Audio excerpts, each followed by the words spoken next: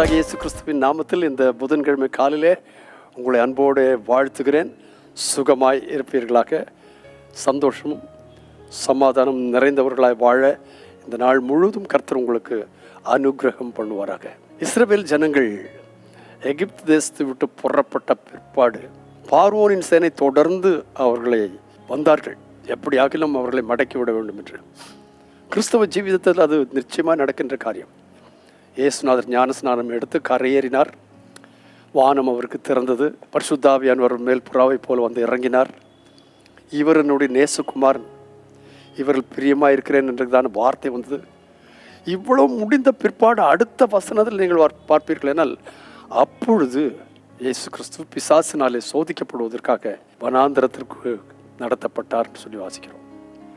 So when everything is going right, you think இனி எல்லாம் நல்லது தான் என்று நினைக்கின்ற காரியங்களிலே பிசாசானவன் நம்மை சோதிக்கத்தக்கதான காரியங்களை நம்ம கொண்டு வருகிறார். ஆனால் கர்த்தருக்குள்ளே இருக்கிற மக்களுக்கு எத்தனை சோதனை வந்தாலும் அதை மேற்கொள்ளத்தக்கதான கிருபை தருகிறார். யாத்திராகமத்தில் அப்படிதான். இந்த 14ஆம் அதிகாரத்தில் பார்வோனுடைய சேனை இஸ்ரவேல் ஜனங்களை தொடர்ந்து வருகிறது. அப்போ நடுக்கடல் வரைக்கும் அவர்களை தொடரத்தக்கதான வர சூழ்நிலையில் எல்லாரும் கேட்டார்கள். 12ஆம் வசனத்தில் ஜனங்கள் சொன்னார்கள், நாங்கள் எகிப்தில் இருக்கும்போது நாங்கள் எகிப்திற்கு வேலை செய்ய எங்களை சும்மா விட்டு விடுமாறு சொன்னோம். நாங்கள் வனாந்தரத்தில் சாக்கிறதை பார்க்கலும் எகிப்திற்கு வேலை செய்கிறது எங்களுக்கு நலமாக இருக்குமே.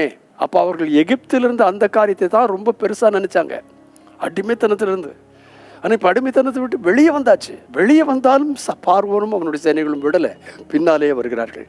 அப்போதான் இந்த கேள்வி. அதற்கு மோசே ஜனங்களை நோக்கி ரொம்ப அழகான ஒரு வார்த்தை, பயப்படாதீர்கள், நீங்கள் நின்று கொண்டு இன்றைக்கு கர்த்தர் உங்களுக்கு செய்யும் ரட்சிப்பை பாருங்கள். இன்றைக்கு நீங்கள் காண்கிற எகிப்தியரை இனி என்றைக்கும் காண மாட்டீர்கள். ஓ பிரைஸ் தி லார்ட். அது ஆங்கிலத்தில் நன்றாக இருக்கிறது. Fear not, stand still and see the salvation of the Lord. நின்று கொண்டு தமிழில் சொல்லியிருக்கு.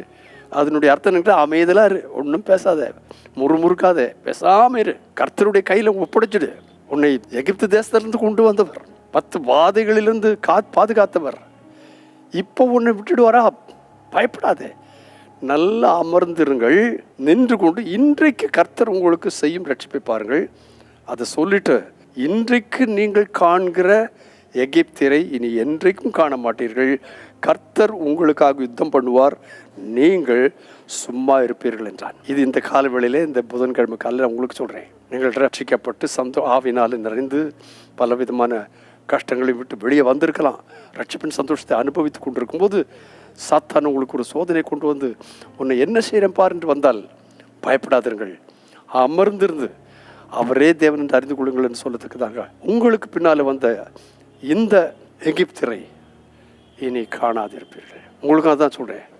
உங்களுக்கு சோதனைக்காரன் பின்னாலே வரானா, டோன்ட் வரி, நீங்கள் ஜெயித்து கொண்டே இருக்கிறீர்கள் என்று காணும் பொழுது. மத்திய 4ஆம் அதிகாரத்தில் சொன்னது என்னென்று கேட்டால் 11ஆம் வசனத்தில், அப்பொழுது சாத்தான் அவரை விட்டு விலகி போனான்.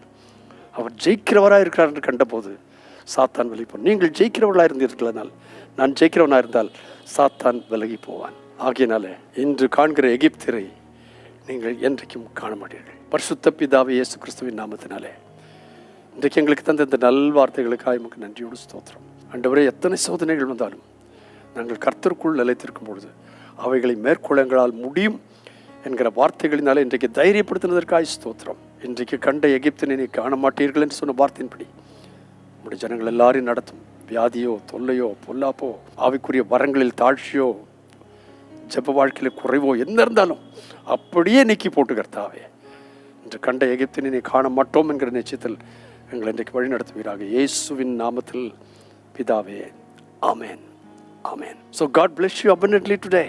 In whatever you do, know that God is going before you. இன்று மாலை சபையில் வேத பாட வகுப்பு நடைபெற இருக்கிறது. சமயத்தில் நீங்கள் கடந்து வரும்படி உங்கள் யாவரையும் நான் அன்போடு அழைக்கிறேன். ஆமென் and ஆமென் and ஆமென்.